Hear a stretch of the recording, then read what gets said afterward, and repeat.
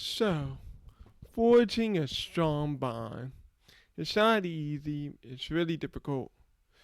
It's difficult for a lot of reasons. Trust is one of those things that you don't find easily. It's something that you find through the fire, you find through tribulations, you find through knowing that the other person has your back no matter what.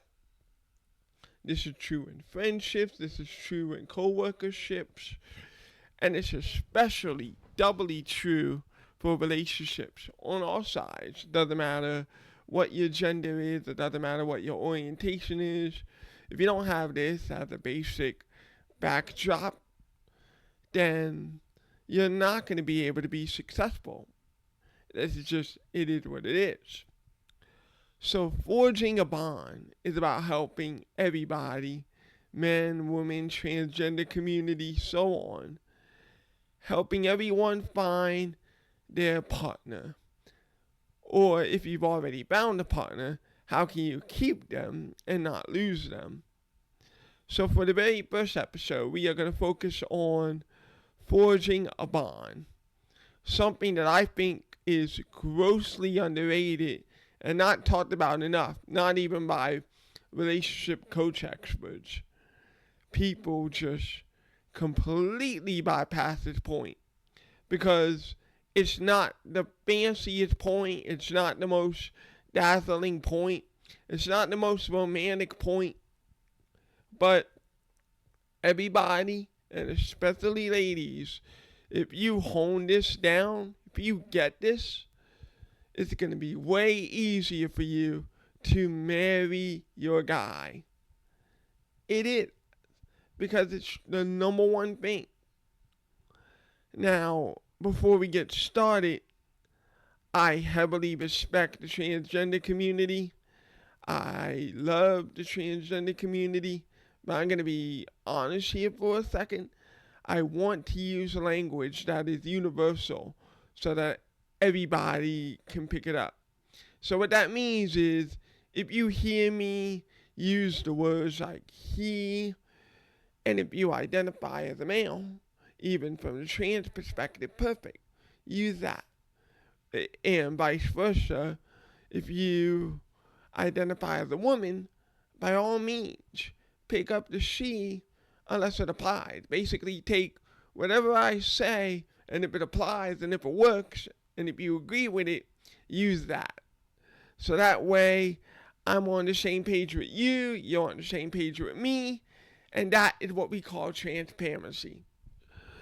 So, that being said, how do we start off this lesson of forging a bond? Well, it's important to know what a bond is. So, my personal experience is that a bond is something that's forged in fire. So, what does that mean on a practical level from an example standpoint? It means, so let's say there's a lunch line, and you know that there's a particular school lunch item, for example, that your classmate really wants. It's one of the last items out there. And you're not all that particularly keen on this item anyway. You'll let that person get ahead of you in line because of how valuable that item is, and you know it. That forges a bond. That person is not going to forget what you did for them, letting them get in that position in the line to get their favorite snack, etc. That is what it means to forge a bond. Now, that works for friendships. It works immensely well for relationships on both ends. If I, as a guy, if I hold the door for a woman, some old school chauvinism before, it ended up being a bad thing, which it shouldn't have been. Hot take right there. Before it got misconstrued to mean something that it didn't, most women looked at that guy holding the door and was like, oh wow, you held the door for me. thanks, that's really considerate. And because of that considerate act, it's like that, butterfly effect game. She will remember this. She will remember it because you showed her camaraderie by opening up the door. And ladies, it works the same way.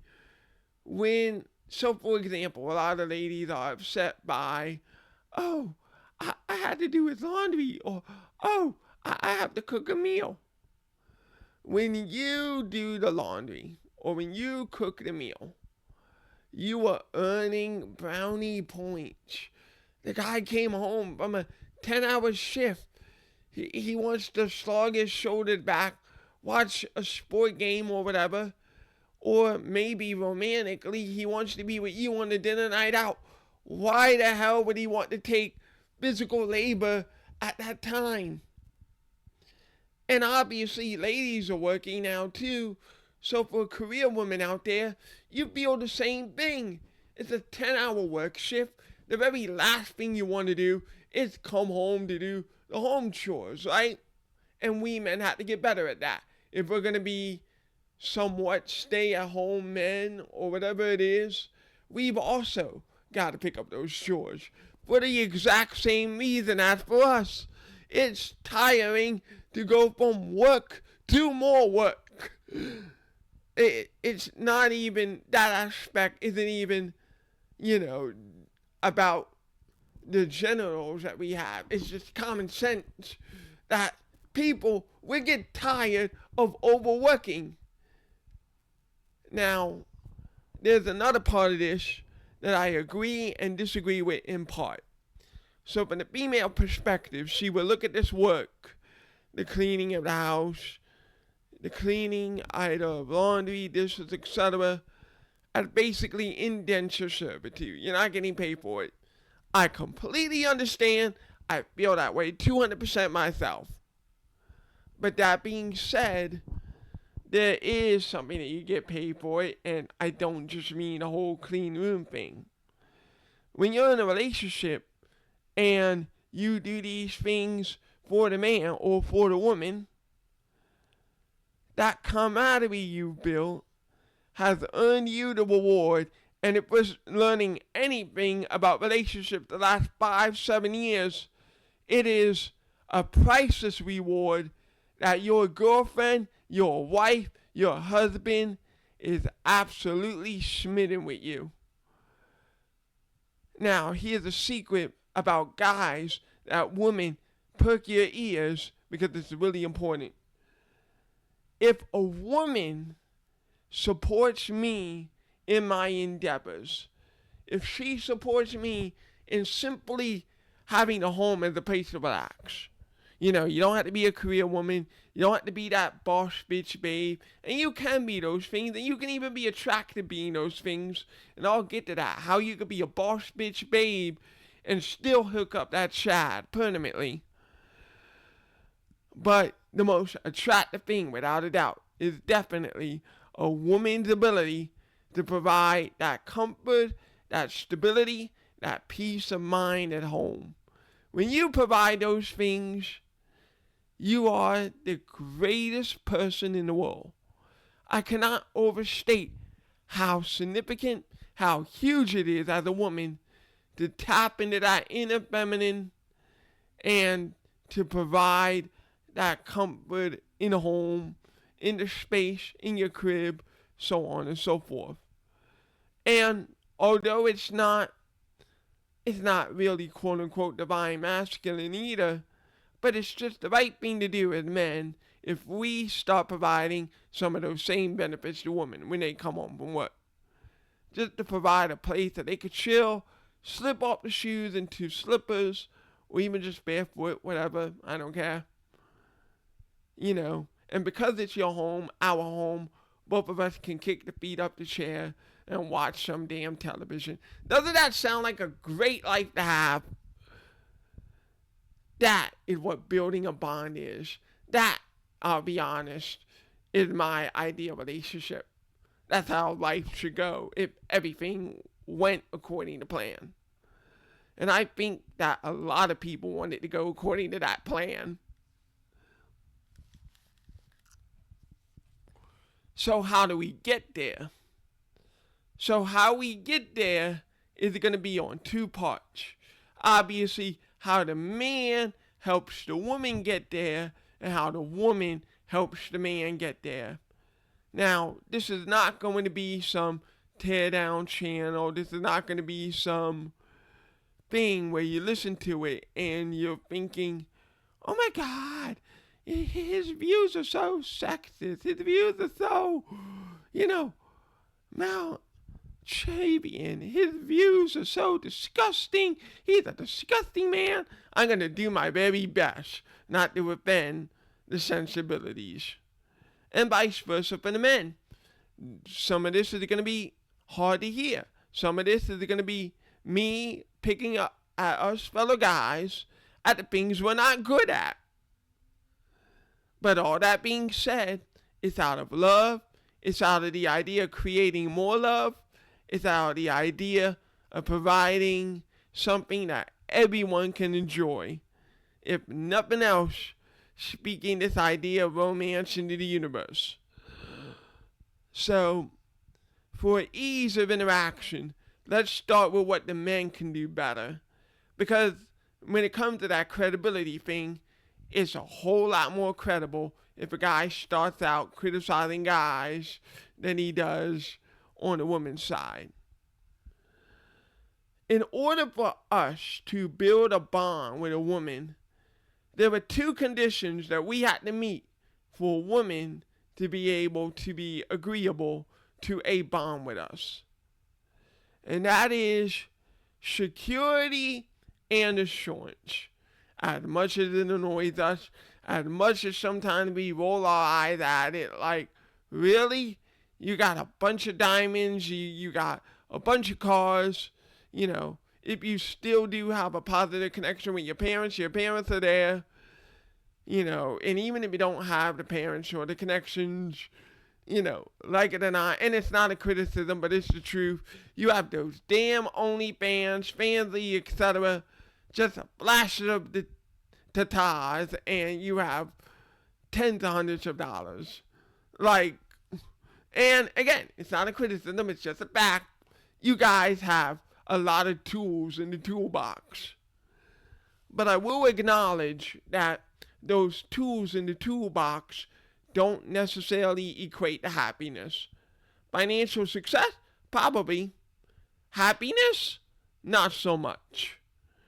But you do have those. So when it comes to, there was this whole thing on Twitter lately, male loneliness and female loneliness.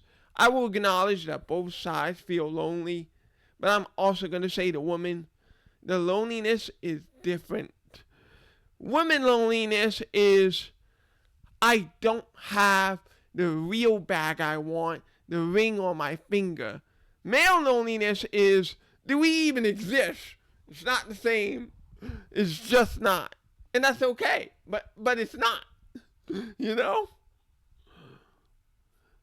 Anyway, what we men can do to forge this trust, this security, this reliability. And I'm talking about this like a saint. I fucked up. One of my first ever relationships, if not the first, was a relationship of 5 months, and I could not, for the life of me, get it to an agreeable place. For whatever reason, most, if not all, my fault probably. It was as amicable as something like that can be, you end up not talking to each other or whatever. But I wouldn't lie to you if I didn't say I don't think back on that relationship and ask myself, how could I have been better? How could I have been different? How could I have given her what she needed, what she wanted, in her own way that I couldn't understand at the time what she was crying out for? How can I be better? I think that for a lot of guys, because this is our mantra in general, if something fucked up, if something is screwed up, just move past it and move on.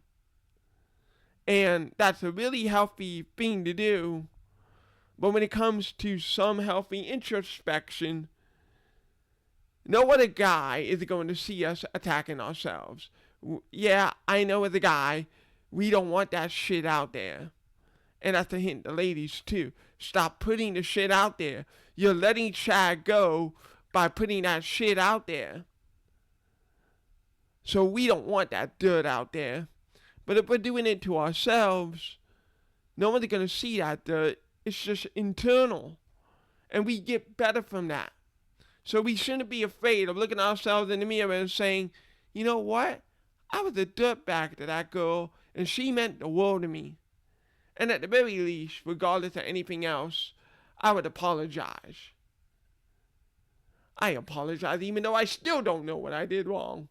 The apology showed the sincerity, it showed the effort, and at the end of the day, you can look yourself in the mirror and say, I was sincere, I was forthright, I was coming. Whatever happens, happens at that point, you know? But let's assume that we haven't fucked up, that we haven't even begun yet. So how do we begin on the right foot? Well, it starts with understanding that for women, building a bond is different than how we build bonds. We build bonds through camaraderie. We build bonds through the idea that man had my back. That man is going to pull his weight. And because he pulls his weight, I'm obligated to pull my own. That's how we do it. That's why you see men, the most men's social interactions, sports, competition, we're all rooting for and aiming for the same thing. And we all get the same adrenaline when our goals are accomplished or the team's accomplished. For ladies, it is the opposite.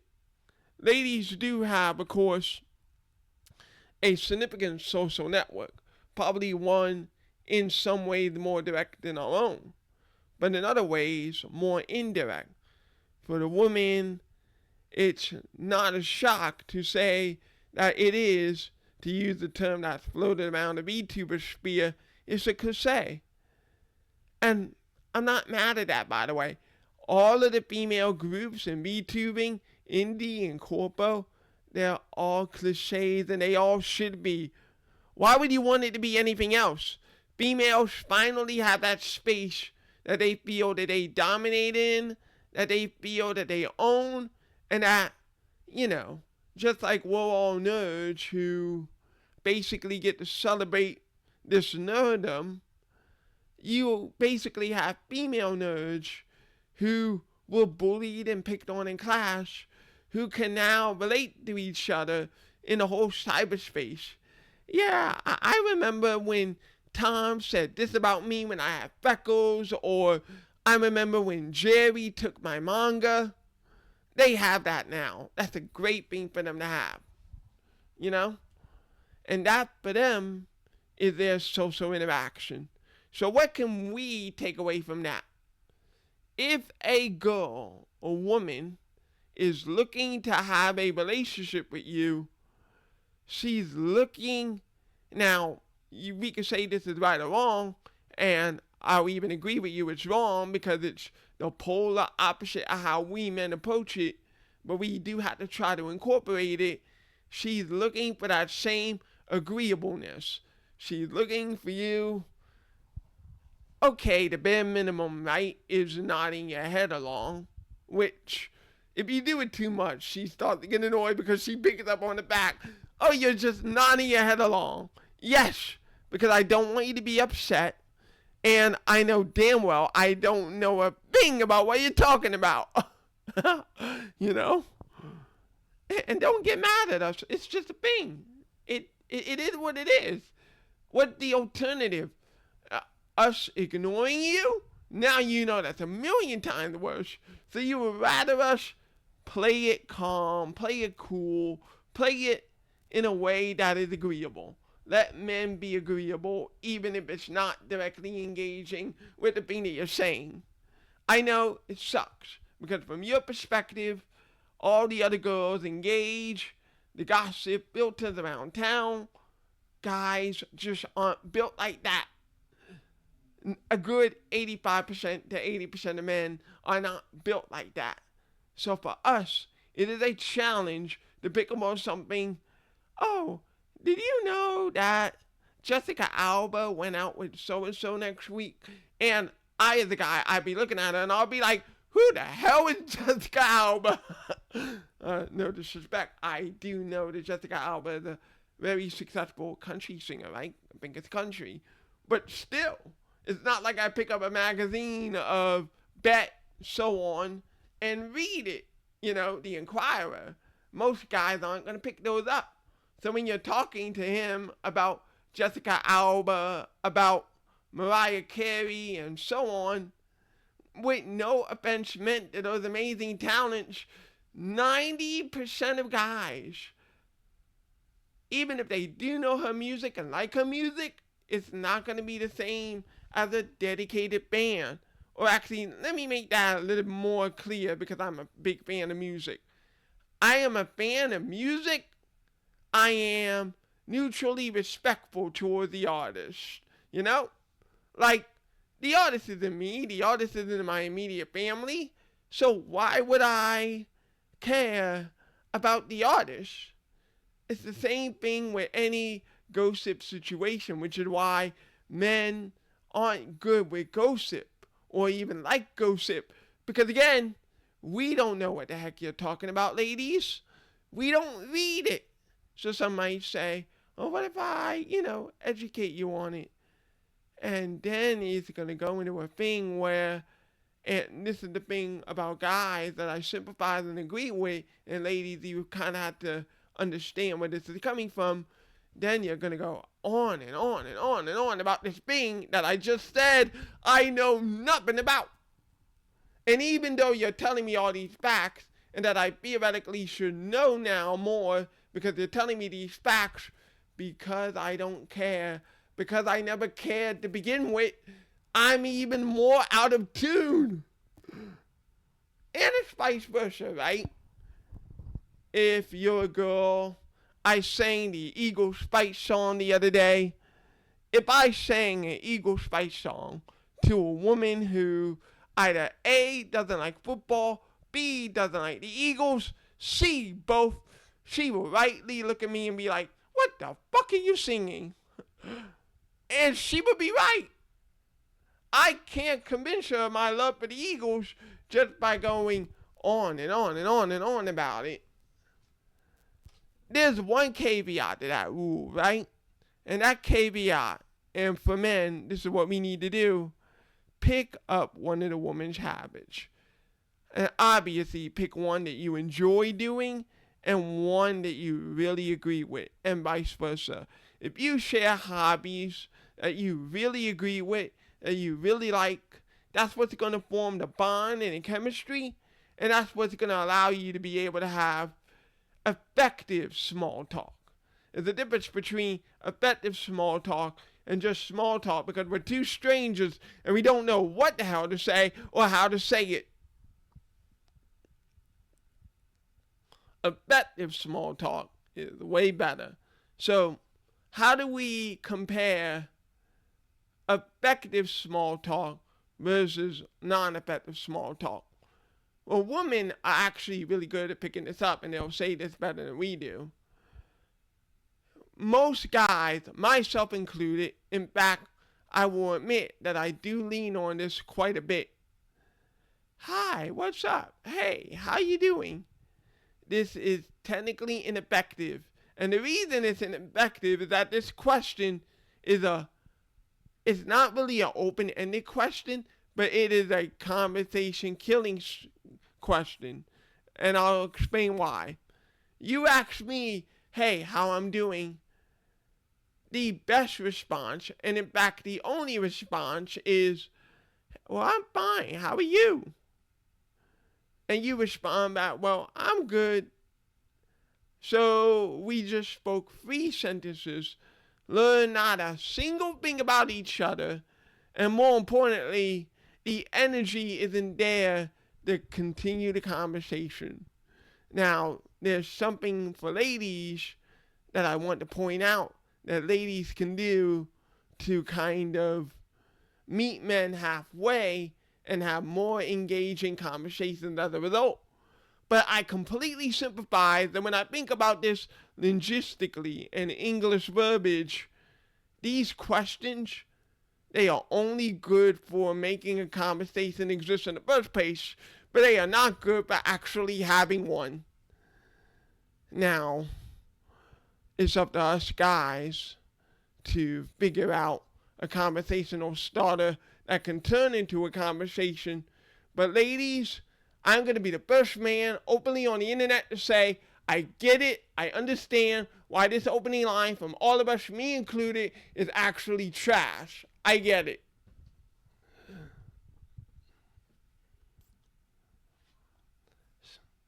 So, how do we improve that? How do we improve the opening sentence? And this is harder between stranger and stranger, as opposed to we have a communication, we've known each other for a bit. Because if we've known each other for a bit, we know each other's hobbies and interests and so on. So we have a variety of different things that we can talk about. Hey Sarah, did you have Sally's mozzarella today? Or, hey Daryl, did you have Megan's salad today? Something like that gets a little more personal, allows you to extend the conversation further and just, hey, what's up? But that's easy to do when you know each other. What about when you don't? So when you don't, you want to find a way to create a relationship opening that can expand into a relationship. So how do we do this? From the guy perspective, here's what we could say to a woman that can get her engaged long term into a conversation. Something like, hey, that was a really creative username. How did he come up with it? You know, it'd be on internet chat rooms, so on. Or, hey, those shoes look really great. Where do you get them from? Although it's similar to the hey, what's up, it's actually different because now we talk about the username, and hopefully, and this is the important part, ladies, if you want to help the guy, when he asks you about the username, go into detail about the username. Because the guy showed interest in the username, now is the time that you can bulldoze him with all the facts. Bulldoze him when he is interested. Don't bulldoze him when he doesn't know what the hell you're saying. One works, the other doesn't. And the same thing with the shoes. If he asks about the shoes, he likes the shoes, he likes the band, but depending on what type of shoes it is, if it's a dress shoe or if it's a quote-unquote girly, frilly thing that, with all due respect, he most likely will not wear, then you have to tone it to a limit, right? To where you give him just enough information to continue the conversation, but not enough to drown him out. A little bit of a balance. Those questions are better because they involve a topic, and they involve a topic that involves the woman or the man in question. Because it does work the other way around. Hey, that's a nice tie you got on. Where did you get that tie? Or, hey, I saw you shooting the ball in the hoop. You're a good shooter. Those kind of things. Now, that was more of a compliment than a conversation starter necessarily. But anything that is multifaceted is better than single-minded, right? So I know that a lot of ladies who probably have already picked up on this are probably wondering, well, why do guys say that? That, hey, how are you? Or hi, or what's up? And here's the thing where ladies can really pick up their game. The truth of the matter is, guys do not know, and guys have no reason to know. I mean, when you think about it, you're a total stranger. How do I know what you like? I shouldn't be able to know that, at least off the rip, without ever having talked to you, right? Like, just common sense. Gender doesn't apply there. That's just basic. And so, that conversation opener, lame as it does its job to open the conversation. I know this is hard, ladies, but after getting this, you shouldn't be like, well, just, oh, I'm fine and that's it, or what, or just one letter sentence. I know this quote unquote feels like a burden, but you then have to show, even if you're not interested, you have to show enough to where the guy can pick up on something that he can actually use. He cannot use your single word verb in this instance. Because again, the conversation started from nothing and now it's going to end on nothing with that small response. Sucks, but that's how it is because of the nature of that question. But the reason we pick it up is because A, it's safe. You cannot call a sexist for saying, hey, what's up? Or hi, or so on. And there's another component to this that may be true. Guys want in our pants. Yes, they do. It would be stupid of me to deny that. It would be stupid of me to deny that because I especially want in a woman's pants one day. I mean, I want a lot more than that, to be really blunt. I do envision a life of marriage. I do envision a life of total and complete commitment. But from a guy's perspective, a guy does not date to marry. The marry comes after you've shown me as a woman that you are irreplaceable. You are number one. There is no other female out there like you. I don't date a woman to be married. I date a woman to be infatuated. Different things. The female dating strategy is the opposite. A woman doesn't really date to fall in love necessarily. A woman dates to see if the man is worthy of dating her. And only after he passes that initial test does the woman become intimate. It's half-ass backwards. You're not going to get the best out of a guy. You're not going to squeeze a rock dry to water with little to no effort. You have to go to the well where the water is if you want water, ladies. You're not going to get it out of a rock. So what is the well of men? What gets men to the upteenth level? How can you motivate men to be the best motherfucking man of your life? Both physically and emotionally and spiritually. How can you get the most out of him? Now all men are different. This is not meant to be a cookie cutter answer, but it is meant to help with the mindset of men over decades, eons, and also through my own personal experiences. Think to what I said earlier in the video. I said that Men 5 offers sports. Competition is how men gather. And so, and this is where I can impart wisdom on the boss babe bitches who want to get that giga chat, and I told you still can.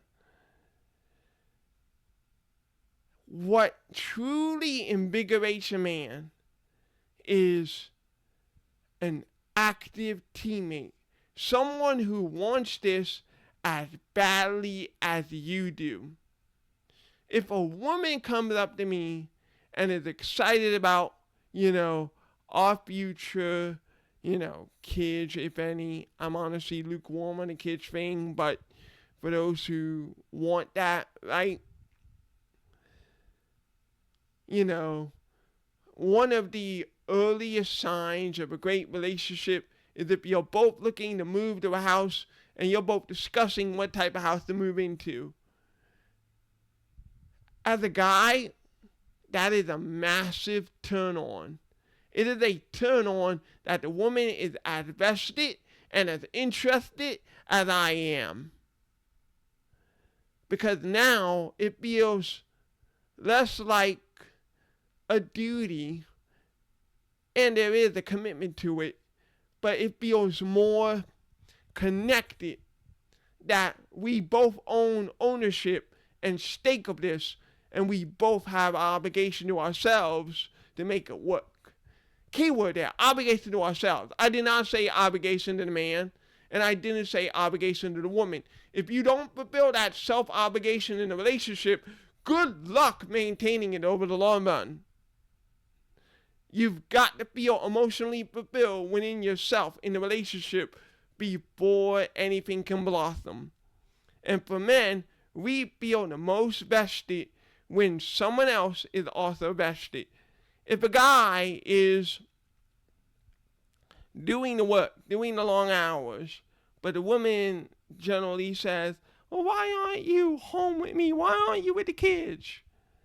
You're not recognizing the 10, 12, 14 hours he's putting in, and to the guy, it starts to feel like, well, you ain't vested in this.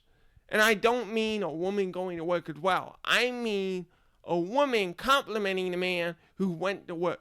Your ability to compliment him is your ability to be able to forge that bond, and your ability, therefore, to lock down Chad. As long as you view Chad as either someone to compete with or someone to try to measure up with, it's not going to work. Not because he can't measure up or compete. That's not what I'm saying. I'm saying that even when you do, that's not what he's looking for.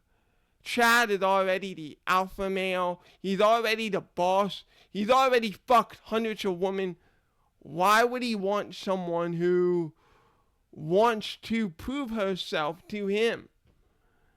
To prove yourself to him, that should have been just the first date.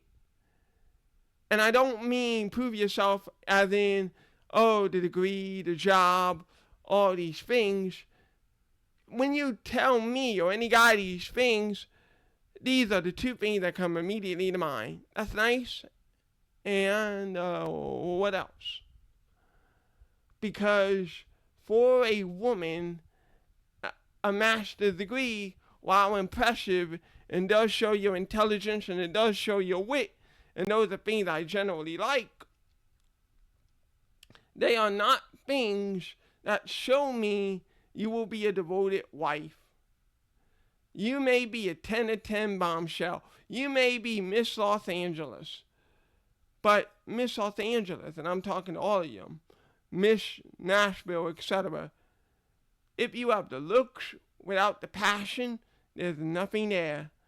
If you have the looks without the teamwork, nothing is going to be there. He's looking for a partner. He is not looking for a blow-up doll, despite his interest in sex. He may be a horn dog. 90% of us are horn dogs. And there's a reason for that. I'll go into that in the next episode. We're already at 39 minutes and 30 seconds.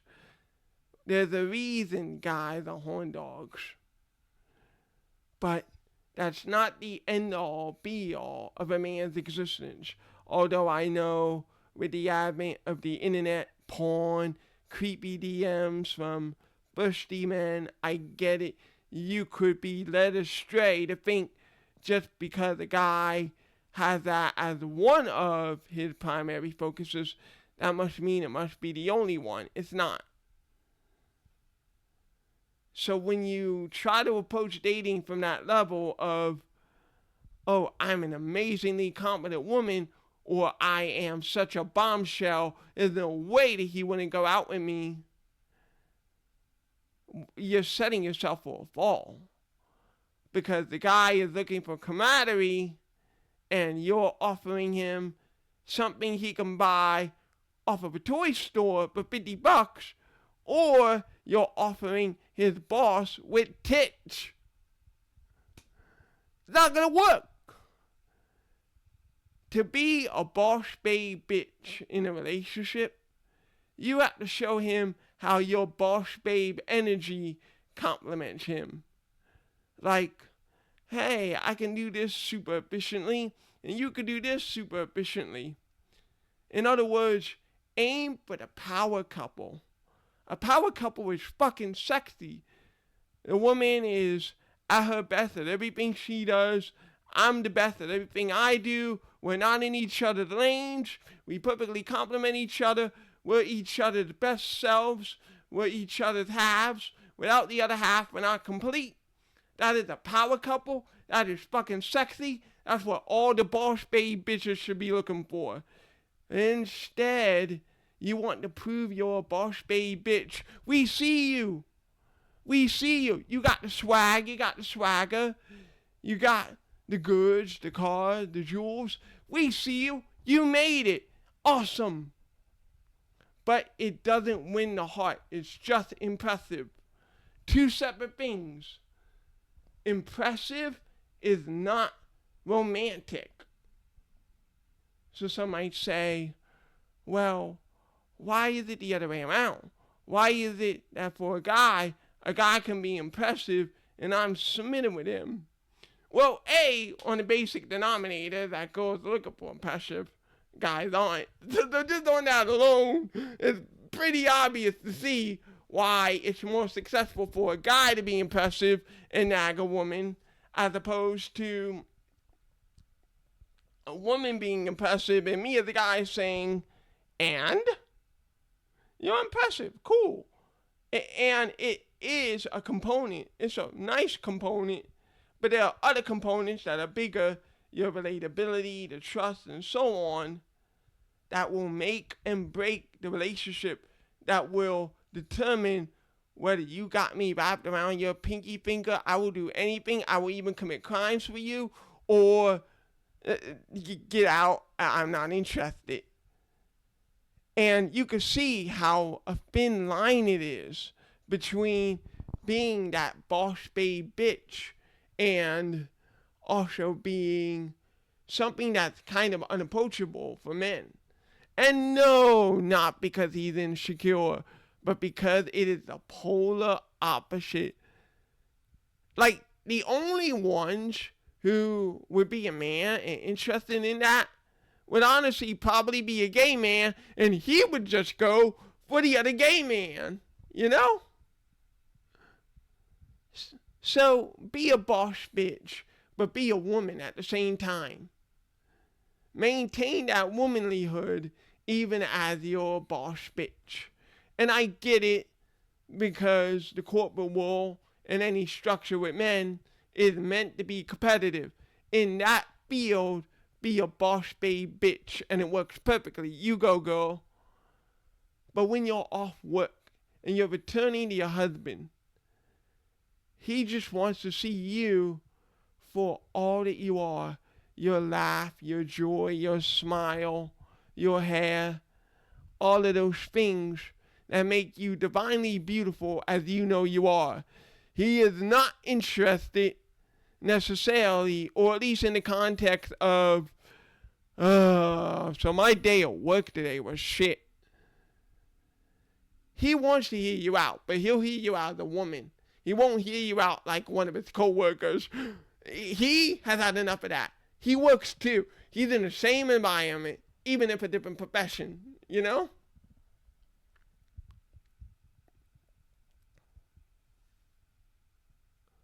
And so that is how a boss babe can secure the man. if you can more evenly divide those things, you let me know 6 months from now, a year from now, if you got your alpha, if you got your Chad, now that you're a little bit more pleasant and not as much cat lady in terms of, the claws came out. I mean, think about that analogy from the cat. When the cat brings its claws out, do we pet the cat? No, we're terrified. When the dog is foaming, rabies, do we go near the dog? Pleasantness, and we men have to work on it too. Pleasantness is a major contributing factor to securing your marriage. The more pleasant you are, the more attractive you are, in general, obviously. But to a deeper attraction, pleasantness overcomes sexiness. Again, you could be Miss Nashville, but if you're a bitch in the wrong sense, why would I fuck you? Because this is how guys think of fucking. Obviously, there's two fucks. The one night stand fuck, and then there's the long term, I really love you fuck. And I'm going to be honest, here's a secret. As a guy, I want both. You want to know how you get Giga Chad down? What is a fantasy, I presume at least, of most men, myself included?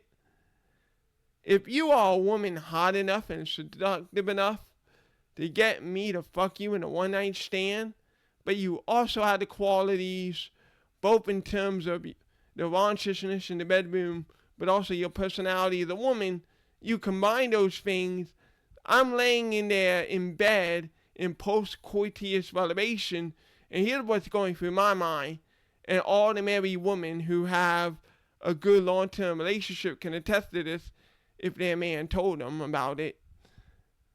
We were laying there, we were thinking, this is the woman I want to be with. I don't want to let her go. Men do bond through sex. Not only because it's a physically bonding activity, remember testosterone, competition, the whole thing, but also it does. Now, some women will complain about what I have to say here, but this is just the facts. I believe that sex on an intimate level between a man and a woman is the first time that awakens a man's paternal feelings. Up until then, I mean, just look at guys. War, Spartan, competition, even men who create great sculptures.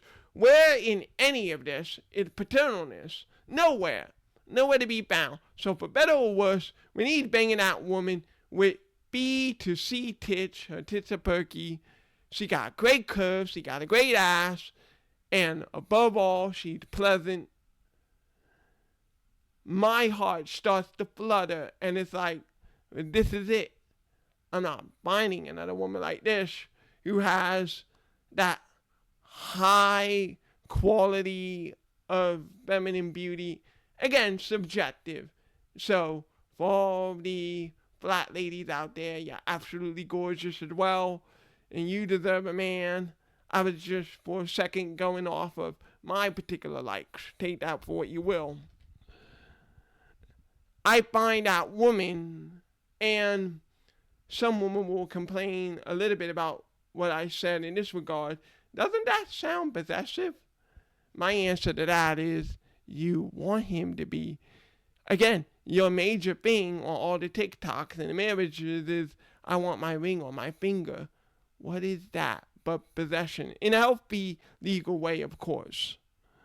But what is that if not possession? That's what it is. The guy wants you so badly, he will risk his finances, ideally, as a joint couple and a long-term couple. You shouldn't be in the money power plays anyway, but that's also come out. That is what it is. Just like we had to accept things, women had to accept things, and women had to accept men are looking at this and they're like, well, this isn't as dry cut as it looked to be 20 years ago. So, that aside, and I will address that later. For a man, once that man has discovered everything physical and emotional about you that he likes, that is when the wheels start turning in his head that there's something more. So there's another thing about this that probably comes out, right?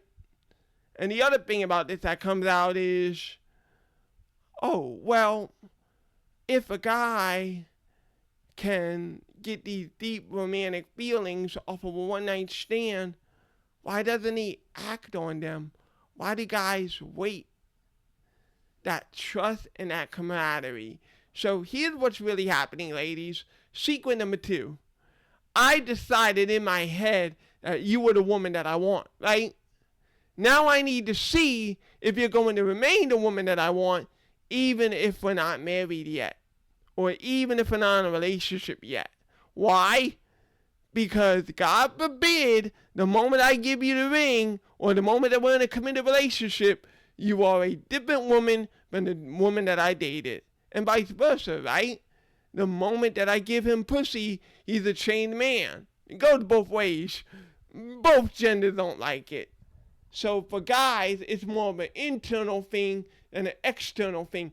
Internally, we are making that decision, and internally, we are weighing where you are on that ledge. Now, you might say, you should have that internal debate before we have sex. Once upon a time in the 40s and 50s, that was so. But in today's modern day world, come on. Now, there are obviously a lot of men who do want to go that route. I heavily respect them, and I agree with them to a large extent. That probably is for the best. But this is the world we live in. And in the world we live in, sex is not the final act of consummating love. It is the first act of consummating love.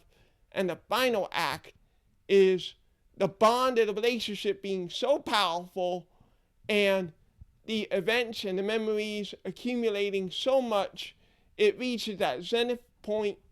And that zenith point is different for every man. I wish I could tell you, like, oh, 5 months in, and you've done all the things, and the guy will feel it.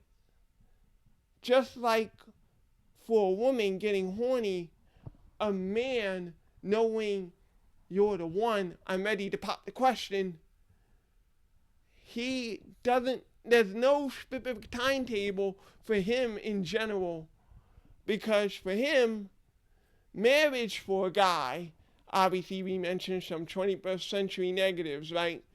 You know, a prenup, protecting it.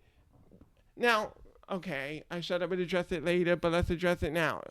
I can't worry about video length. We're already damn near an hour. Okay, why do men, or at least today's men, focus so much on the prenup? We focus on the family courts. We're observing this situation like a hawk. Why? What do men value the most in this world? There are 2 things he values. He values the woman in his life, and he values the career that he made. And these can, yes, alternate depending on your status in the relationship. When all is good, you are even above the work. As strange as that may be to sound, because the guy is working 14 hours. Wonder why he's working 14 hours? I want to take my wife to Hawaii. I want to take her to the Dominican Republic. I want to take her to Florida. I want to take her to Disney World. I want to lavish all of the goods on her. I want to spend even on her food liberties. And in order to do that, I need moolah. And in order to get moolah, I need time. So even though the guy is apart, and I understand it, for a woman, connection and emotion is key, and you're 2,000% valid to feel that way, but he's not working hard, confirming work and not some other thing out there, right? But once you confirm it's work, he's not doing that to abandon you. He's doing that with you in mind, number one, first and foremost. Because without you, the work has no purpose. Oh, sure, I work to be myself, and I work to make sure that I get everything that I need from a clothes, house, rent perspective, and so on. None of that is fulfilling. A man's ultimate desire and his final wish is to be fulfilled. And you, ladies, are the crux of a man's fulfillment. So once you are in his life and once he's made the decision, you are number one. Even if it doesn't look that way, it may not look that way. Sometimes it may not feel that way. When you feel and look that way, just ask him. Obviously, at this point, it had to be respectfully and softly. And the reason that is if you come out as aggressive, not only does it feel like a pointed attack, it feels like an attack on everything he did in his mind, knowing it's to build you, him, and us. That, to a man, is a destroyer. That, in itself, will destroy any relationship, whether you're a boss bitch or whether you're a dandelion woman. When you cross that Rubicon, you just sealed your fate for the divorce.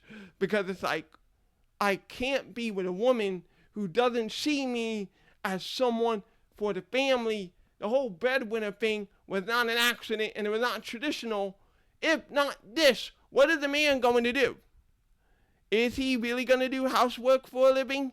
Can he do that for a living? Are you going to pay him for it? No.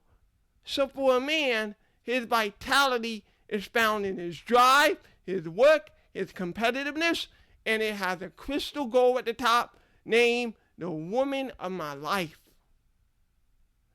That is what it's like when your relationship is good, great, and or perfect.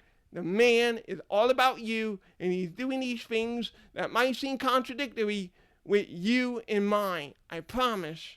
I can promise that. He's doing it with you in mind. That's the happy part.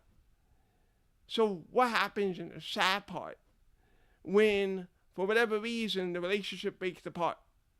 I said number 2, the things he's built. So at that point, the things he built are no joke.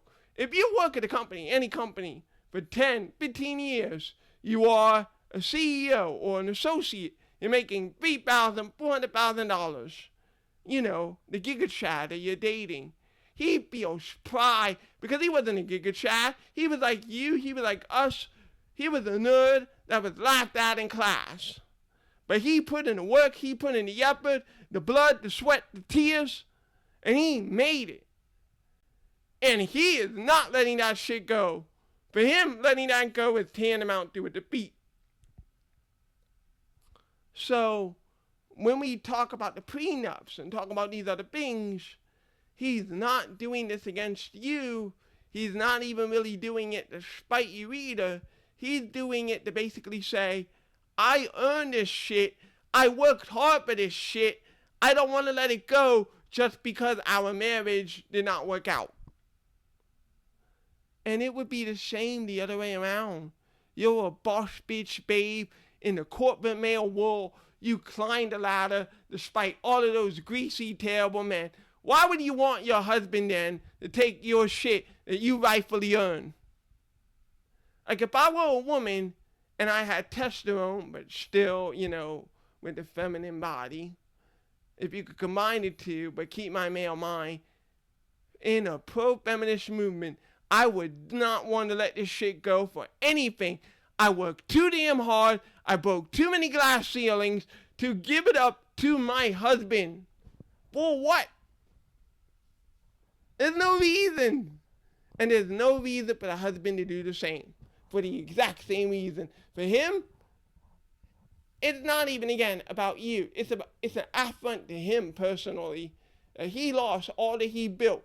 So the existential question at that point is, what was it for? I worked my ass off. I got to this place in my life. And my woman, or my former woman, sadly, receives all the benefits. And what do I get? Nothing.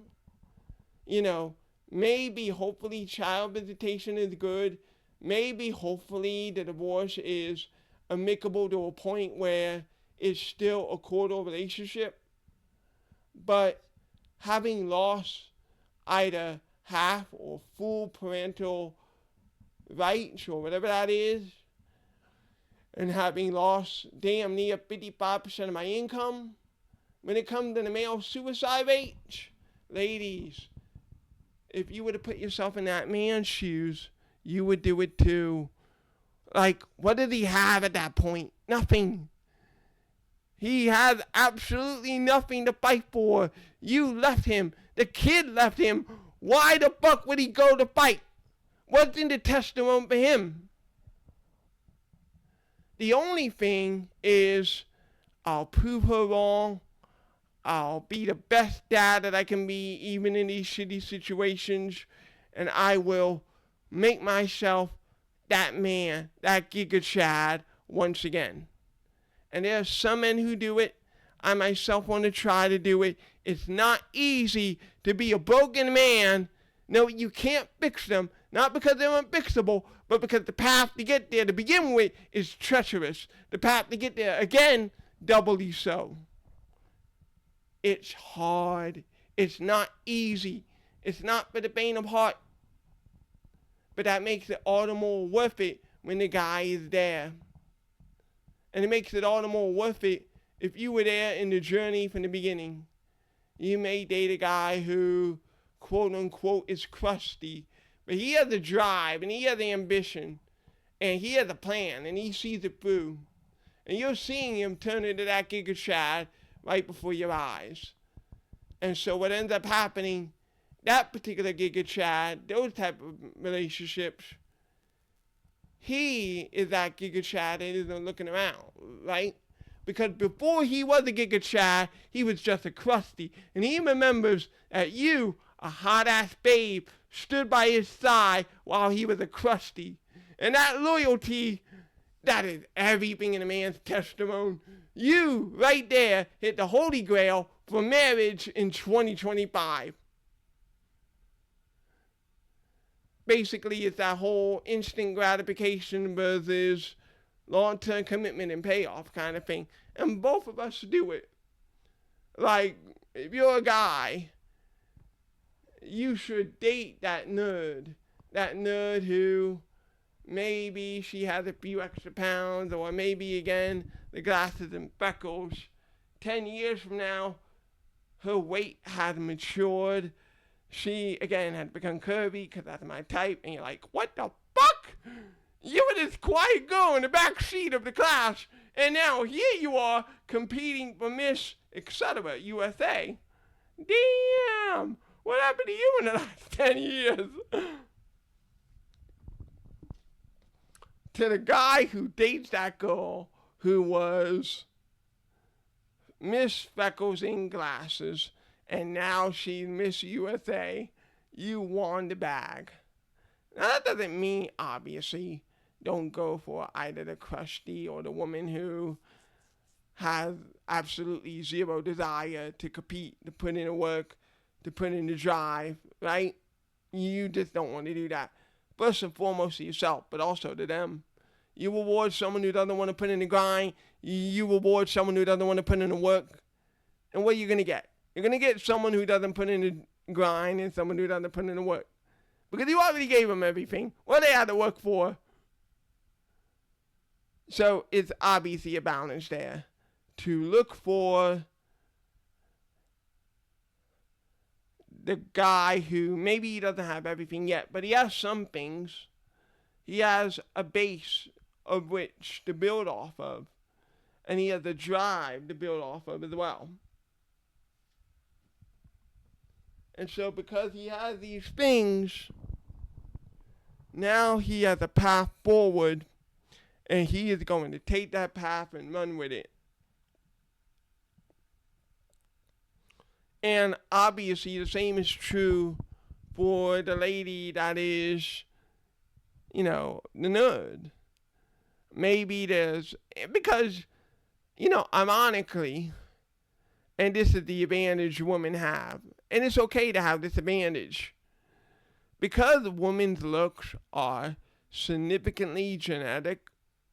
If you have the right cup size, etc., the right hips, all it takes is wearing the type of clothes, right, that accentuate your figure and you transform overnight, as opposed to us guys, and I know from experience, We have abs, but the abs are hidden in abdominal fat, the hardest fat to actually remove, and not for lack of trying.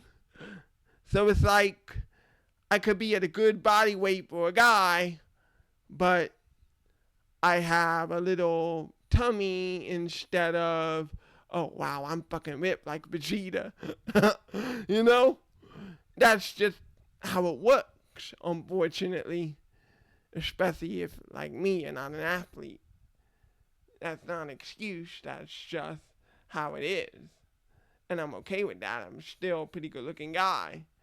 But you best believe I wish I had those abs. And that's a gift for women. Even if, for example, okay, we'll touch on this one too.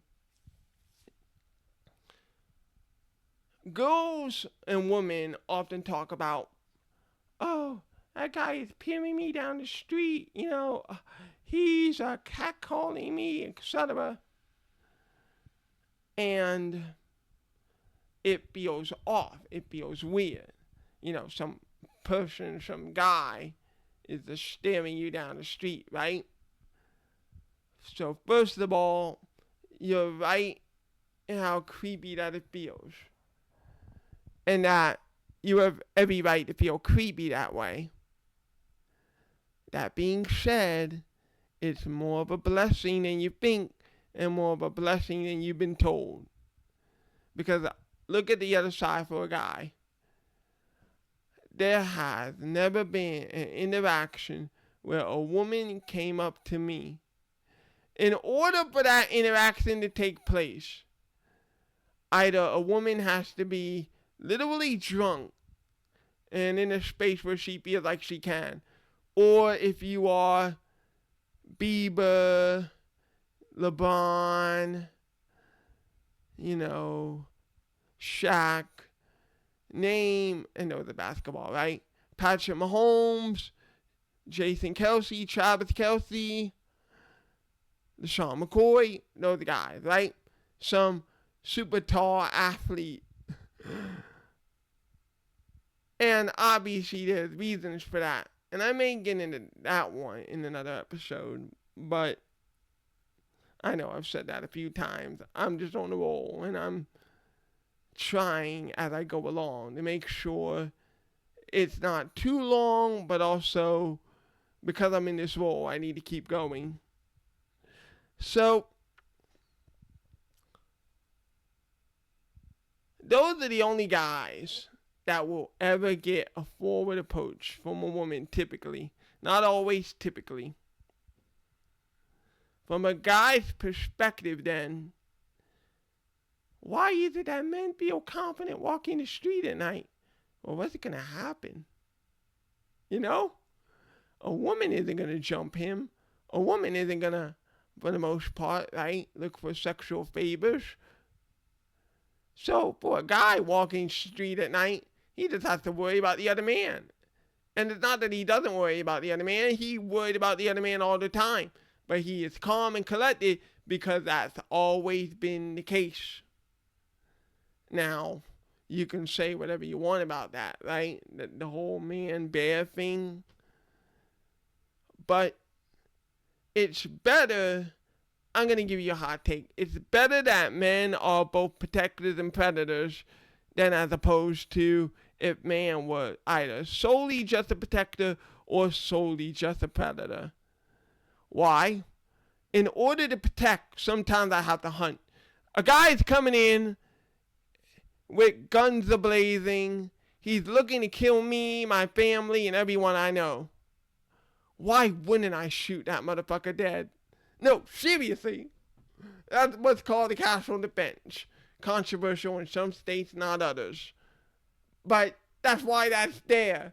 Because God forbid am I going to be the one to see everyone I love and care for die because I wasn't aggressive enough in that split second moment that I needed to be. And you're a woman married to a man, whoever it is, you really want that man hesitating to save your life if God forbid it should come to that? No, You want him to be the first one jumping up and being like, get your hands off my woman or I'll put my hands around your neck. That's the man you want. Because that man, even as he says that and feels that in the moment of Angelin, he has enough calm and control to not do that at that moment. But the fact that he could sends every message to the predator. Why did the predator go to school shootings? Why did he go to the mall? I agree with conservatives on this. They are soft targets. And they're soft targets because if you're going to school, obviously you're going there to learn, as you should. And we do want to make schools safer. You're going to a mall to shop. You are not going there expecting to fight for your life. But it's precisely because of that. You want people, men and women both, but especially men, you want men who will be able to turn on a switch and be like, yeah, you want to play that game tonight? Well, we'll see how it goes. And at the same time, again, you don't want the pure predator. He's a monster, rightfully so. You want the guy who is a protector, the guy who will wrap his arms around your waist and he'll tell you everything's all right and he'll cuddle with you. You want the guy that can do both. And as men, that's what we should strive to. We should strive to be able to do both. We should strive to be protectors who can protect our women. And we should also strive to be predators who can pray the hell out of any other predator who dares to even think of touching our woman, our child if we have one, or our home. We should have both in our DNA. And obviously, it's a percentage, right? There may be some more than others. Like, you might be more predator than protector. I personally think that as long as you have 40% protector, you'll likely be a decent human being. Obviously, you want 50 plus 1 in all cases, but that isn't how our genetic minds are made. Some of us may have more of the genetic code that is predisposition to aggression, and therefore we may end up being more on the predator side of the scale. That doesn't mean we'll act on it, and it doesn't mean that we will be monsters, but it does mean we would rather be assertive than cowardly. We would rather be forward than backward. And that exists for females too. Except, and we could turn this back to dating, for some strange reason, ladies, for you, it is a hard nut to crack to get you to turn the predator part on. I don't know why. I don't know what it is. It might be in part, well, if I try to be a predator to a man, that man can easily overthrow me. True. But what if he wants it? You know, that whole thing, that erotic game that just came out, and it showed the scene of the female being assertive to the guy, and the guy is now all putty in her hands. I'll be quite honest with you. I have had that fantasy for quite a while. And why? Because again, it rarely happens. You don't even look at most guys, let alone be assertive enough to touch him. And again, maybe that's a comfort thing, whatever it is. But female aggression is so rare, it's surprising and shocking when it happens. And one of the reasons that it gets as far as it does get is because the guy is genuinely interested. I know I would be, okay, where are you taking this? How far are you going to go on this ride of crazy? You know? Like, let yourself go. Let yourself go, because just like us, if you're going to face these, now I don't agree with the feminist interpretation of it, but quotation marks, bad, evil, ugly men who are just monsters. You have to be a bit of a monster yourself if you're going to fight off these guys. The bear isn't going to be with you in real life, and the bear is a man predator himself. And females, though you're a woman, the bear does not recognize your gender. He sees your breasts, and he sees your curves, as every bit of meat as the guy. So, no, you don't want the bear. You want to be a kick-ass woman when it comes. And you want a kick-ass man who's loyal, devoted, dedicated, and will protect you. And in order to get that, you kind of have to nurture and allow a little bit of his crazy and match his crazy. There. Just like that. And that is a part of building a bond, building trust, building communication, understanding what it is that each other side wants and what each side genuinely does need to work at. Us men, you ladies, we both got to get better, and we have to commit to each other that because we want this to work, because we both want to find love, we'll both work at it, and we'll be better for it at the end of the day. Because again, there's so much to find.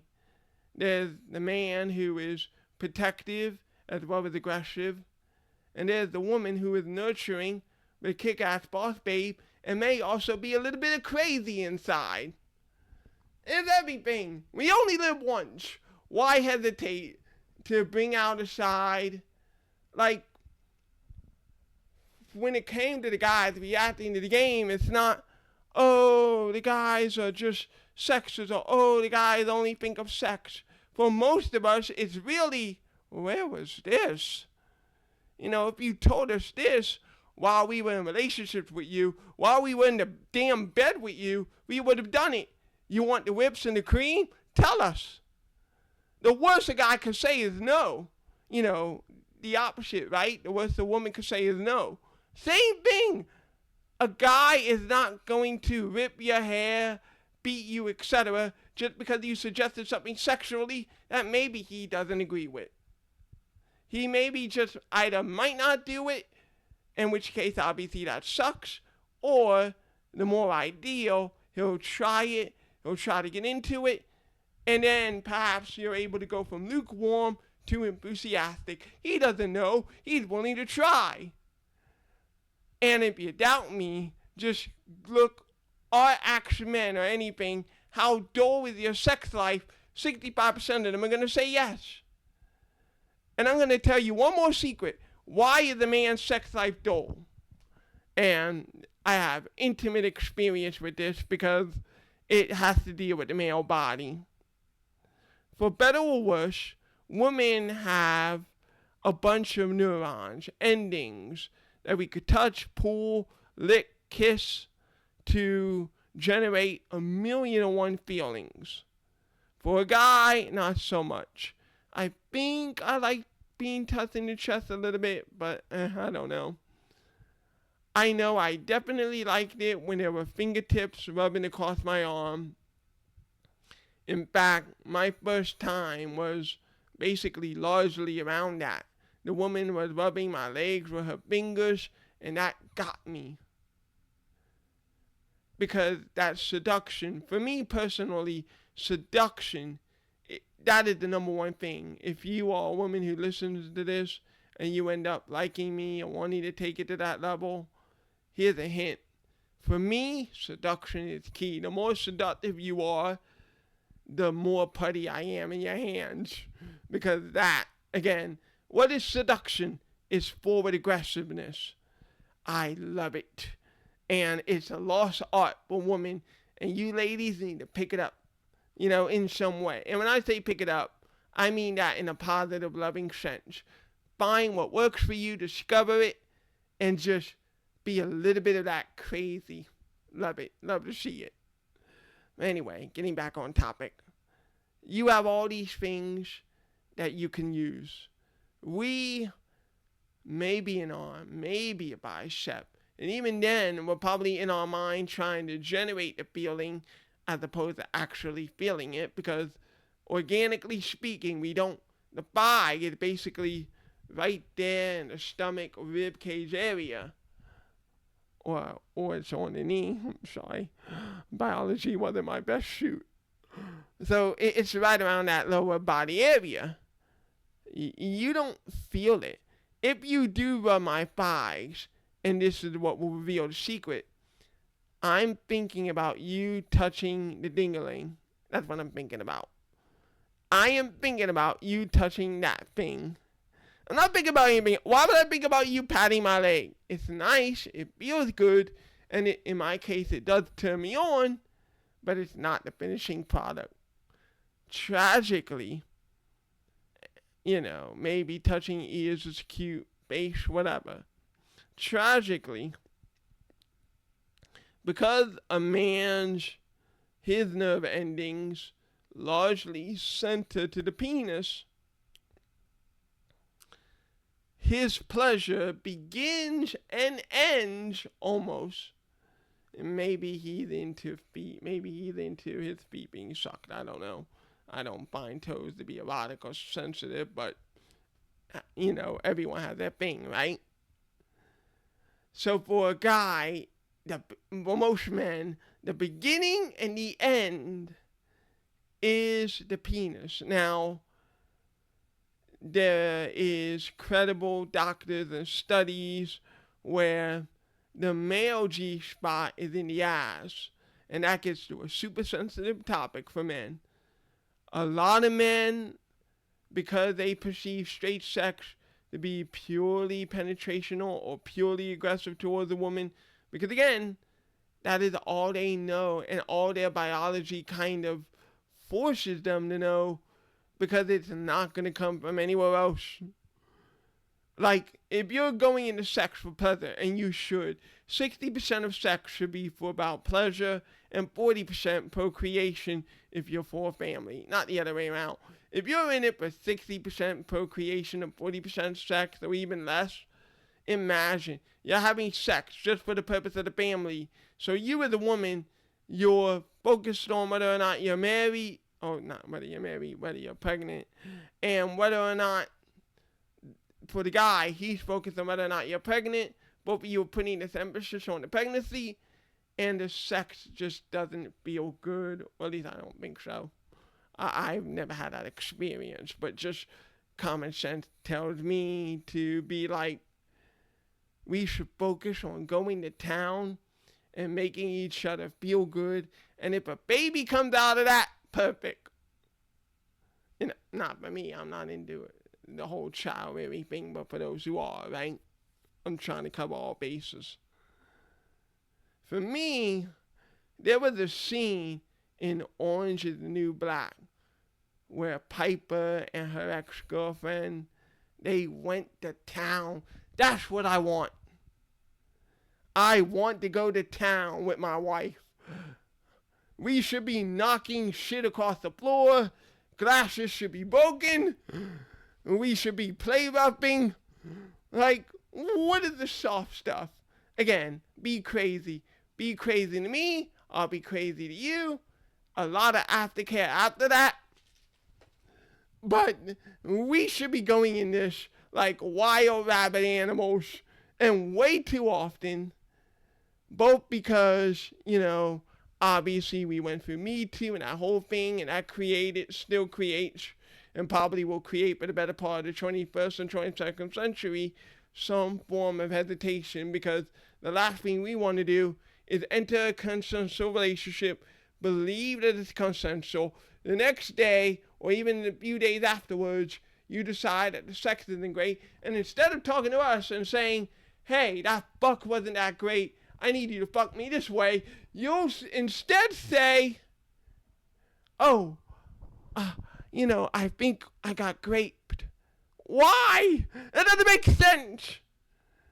Both parties consented, both parties went into it, I just wasn't a good fuck. Okay, cool. Tell me that. Don't try to destroy my life, other guy's life, because he wasn't a good fuck. It's stupid. It would be stupid the other way around, but no one's going to believe the other way around, even though that does happen. And even though I said it was a kink, it does happen. No one's going to believe the other way around. In two regards, right? There's the regard that says, oh, you must have liked it, you must have wanted it. And the other regard is what I said earlier. You're a guy. You should be able to literally throw off you except handcuffs and shit like that are a thing, right?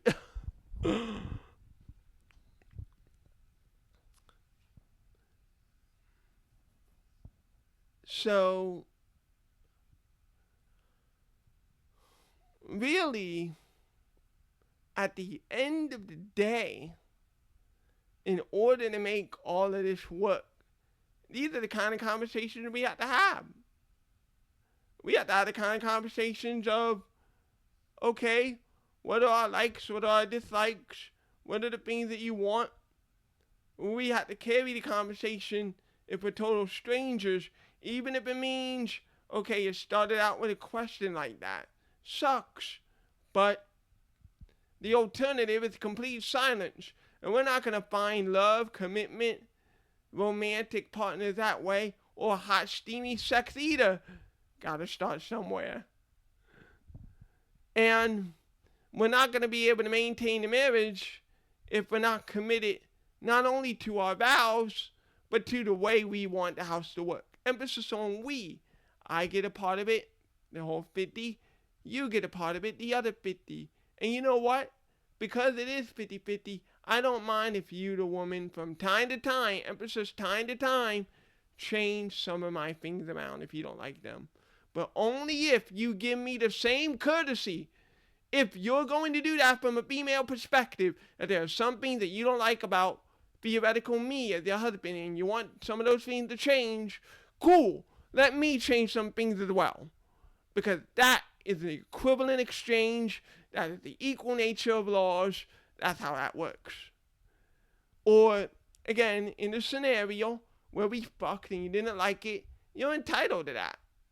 You're entitled to be like, well, he didn't really touch my breast. He didn't really, scratch my back. He didn't do the things to make my sexual experience what I want it to be. You are completely entitled and in the right to feel that way. Absolutely. What you are not entitled to do is to destroy his livelihood. Remember what I told you. That's what he's fought for more than anything, largely for you. But if without you, he did it for his own purpose in living in life. So to strip that from him because you weren't happy with the way your pussy got pounded is absolutely insane. Like, why? So this was the first episode.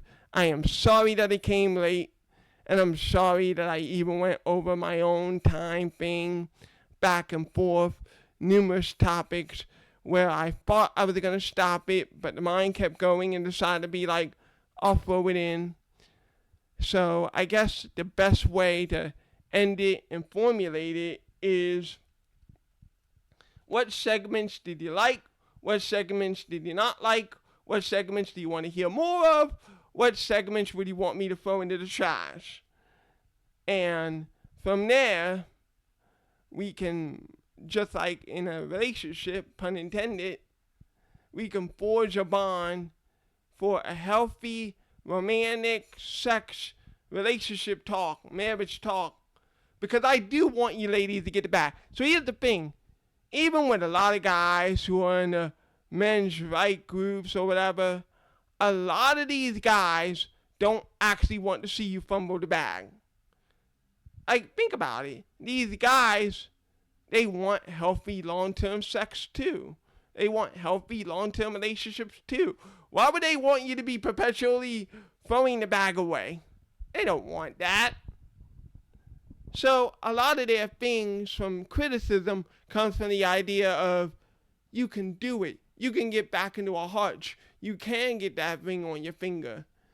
It's just, these are the certain things, just like you have your certain things where we fuck up. There are certain things that just take the drive out of a guy. Because, to use a female term, if you're a boss bitch babe with no femininity, that's the ick. The ick word. It's an ick for a guy. Because as I said before, why would he? He has a boss. He doesn't need a second one. Be a boss bitch. Don't be a boss. That's perfect.